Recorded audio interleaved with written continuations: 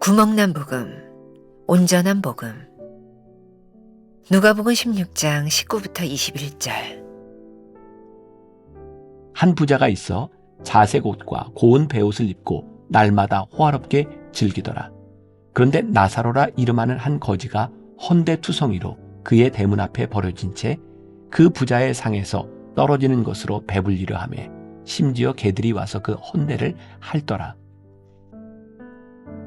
부자와 나사로의 이야기를 아십니까? 흥미로운 것은 이 이야기에서 부자가 죄를 지었다는 내용이 없다는 것입니다. 그는 자신의 물질과 부와 권리를 누리며 호화로운 생활을 했을 뿐입니다. 그런 그가 죽어 음부에서 고통당하고 있습니다. 많은 물질과 부는 그에게 복이 아니었습니다. 홀로 누리다 결국에는 음부에 놓이게 되었기 때문입니다. 짐 월리스는 동료와 함께 가난, 부, 정의, 억압 등을 다루는 성경 구절마다 밑줄을 친 후 모두 잘라냈습니다. 그 결과 성경책은 형태를 간신히 유지할 정도로 너덜너덜해졌다고 합니다. 가난과 정의의 문제를 제외한다면 온전한 복음이라고 할 수 없습니다. 온전한 복음을 이룬다는 것은 어떤 의미일까요? 찰스 셸던의 유명한 책 제목처럼 매 순간 예수님이라면 어떻게 하실까를 묻고 행하는 것입니다. 오늘날 많은 그리스도인이 이 질문을 던지는 대신 스스로 필요한 말씀만을 취사 선택하곤 합니다. 주님께 내 삶을 드립니다 라는 말의 의미를 제대로 알고 있습니까? 이는 구멍나고 너덜너덜해진 복음을 주님의 마음과 뜻으로 온전히 메워나간다는 뜻입니다. 믿음은 우리 삶을 통해 증명됩니다. 행동이 믿는 바를 드러냅니다. 부패한 세상, 불공정한 일들 가운데서도 하나님은 여전히 선하십니다. 우리가 선하신 하나님을 세상에 드러내지 못하고 있을 뿐입니다.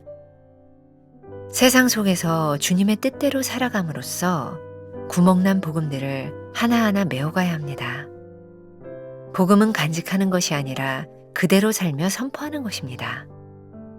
너희가 여기 내 형제 중에 지극히 작은 자 하나에게 한 것이 곧 내게 한 것이니라. 하나님은 내 집 앞에 나사로에 대한 책임을 물으실 것입니다. 나는 온전한 복음을 이루고 있습니까? 예수님이라면 어떻게 하실까를 묻고 행합니까? 구멍난 복음을 온전한 복음으로 메워가고 있습니까? 오늘은 12월 18일입니다. 구멍난 복음, 온전한 복음이라는 제목으로 말씀을 나누겠습니다.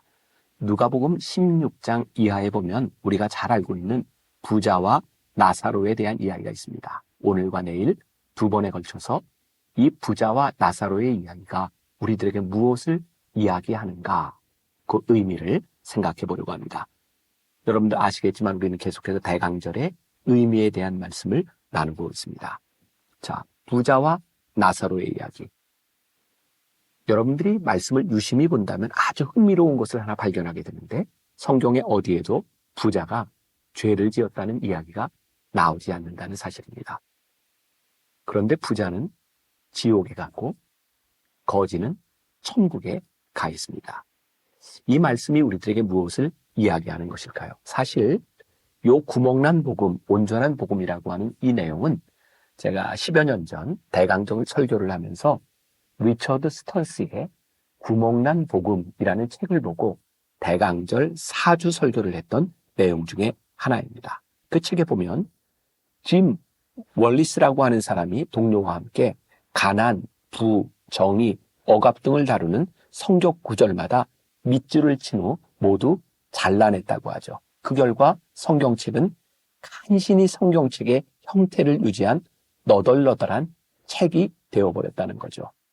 구멍난 복음. 가난과 정의의 문제를 제외한다면 온전한 복음이 될 수 없다는 말입니다. 성경에서 우리들에게 말씀하고 있는 중요한 것이 있는데, 우리들 주변에 일어나고 있는 많은 일들 가운데 가난과 정의에 대한 문제를 성경은 굉장히 깊이 다루고 있다는 사실이죠.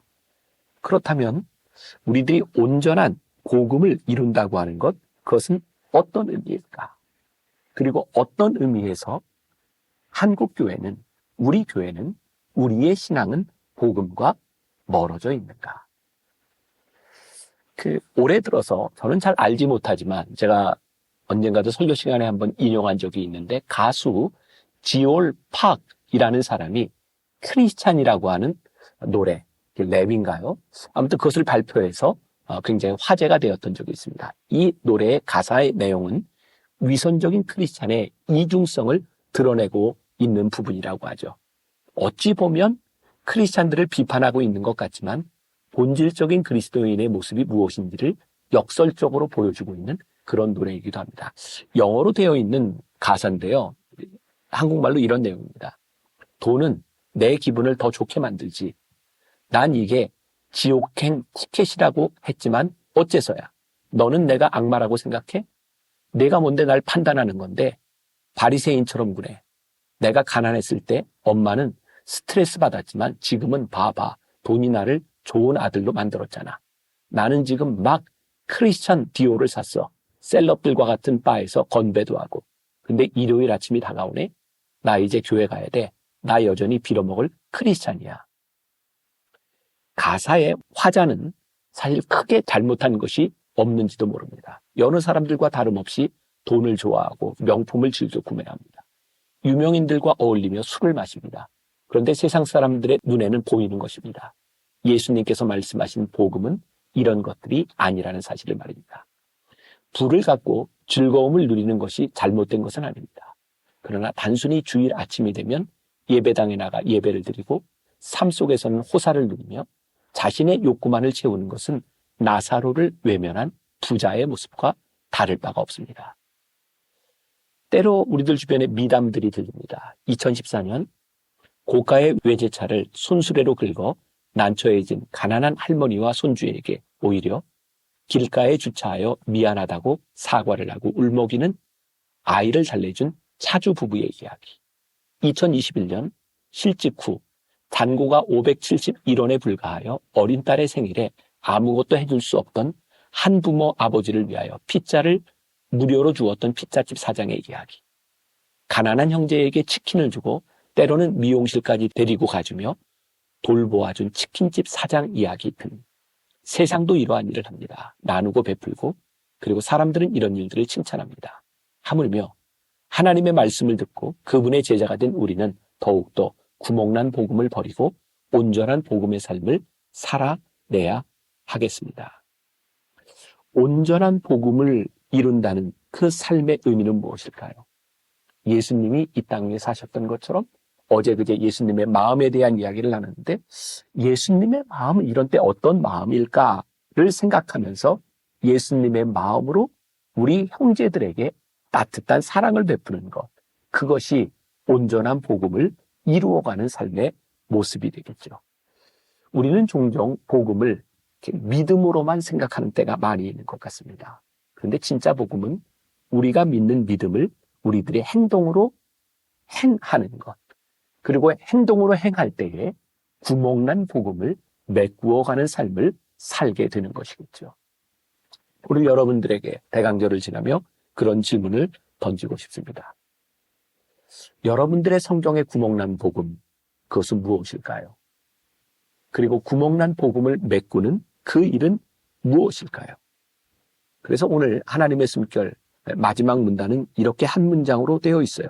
믿음은 우리 삶을 통해 증명됩니다. 믿음은 우리들의 삶을 통해 증명됩니다. 삶을 통해 증명되는 믿음이라고 하는 것은 어떤 것일까요? 제가 2010년 대강절 구멍난 복음과 온전한 복음으로 말씀을 나누었을 때 사용했던 예화가 하나 있습니다. 유명한 한상동 목사님에 관한 글이죠. 제가 좀 읽어드립니다.